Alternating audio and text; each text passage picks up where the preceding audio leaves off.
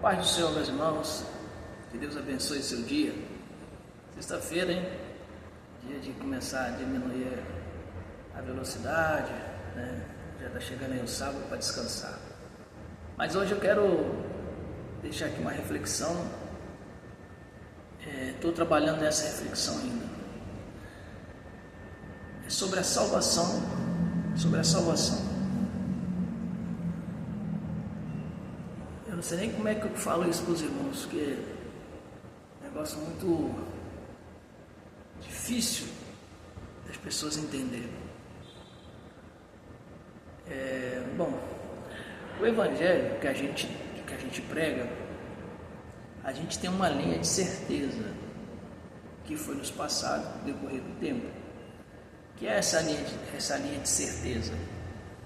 A gente fala assim: ninguém vai ao Pai senão por Jesus. O próprio Jesus falou: ninguém vem ao Pai, ninguém vai ao Pai se não for por mim.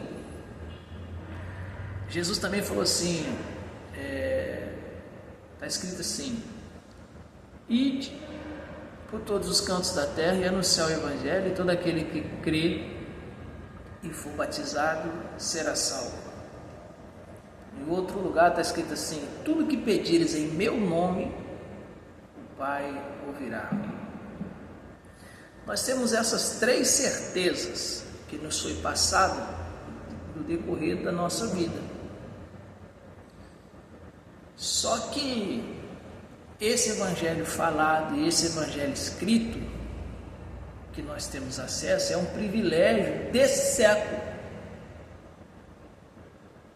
Nos séculos passados, não era a grande massa da população que tinha acesso ao evangelho falado e o evangelho escrito.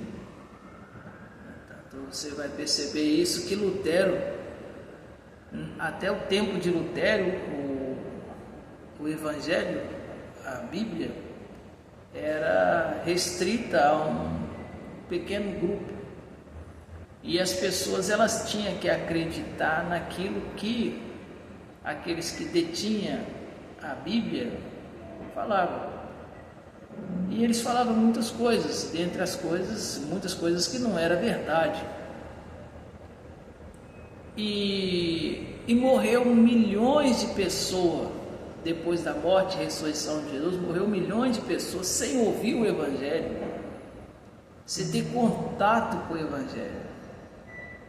Aí você vai dizer assim: mas se eles não ouviram e nem tiveram contato com o Evangelho, eles estão salvos, né? Só que o próprio Jesus disse: só vai ao Pai se for por mim. Então, ninguém vai ao Pai se não for por mim. Então, você imagina que essa linha de certeza que a gente traz condenou milhões de pessoas a não ser salvo por essa linha de raciocínio. Ninguém vai ao Pai se for por mim. Na época de Lutero, a Bíblia era escrita numa língua que o povo não conhecia, e o povo não podia saber quem era Jesus, porque não tinha quem pregasse Jesus, a não ser os padres. Só que os padres não pregavam Jesus conforme Jesus queria que fosse pregado. Então, no século presente, nesse século agora, nós temos Bíblia, milhões de Bíblia, temos milhões de pregadores pregando o Evangelho aqui no Brasil, por exemplo. Então é difícil pessoas nesse século não ter ouvido falar de Jesus. Porém, no século passado, uns 3 séculos atrás, aqui no Brasil ainda tinha escravos, né? E o Evangelho não era para os escravos. Mas mesmo que fosse para os escravos, mesmo que alguém falasse para os escravos, como que os escravos entenderiam um Deus que permitia que eles fossem escravizados, que eles apanhassem, que fossem torturados, tivesse pés e mãos cortados, que via suas filhas sendo abusadas, como você acha que ficava a cabeça desses escravos em relação ao Evangelho que eles ouviam dizer, se assim nós podemos dizer?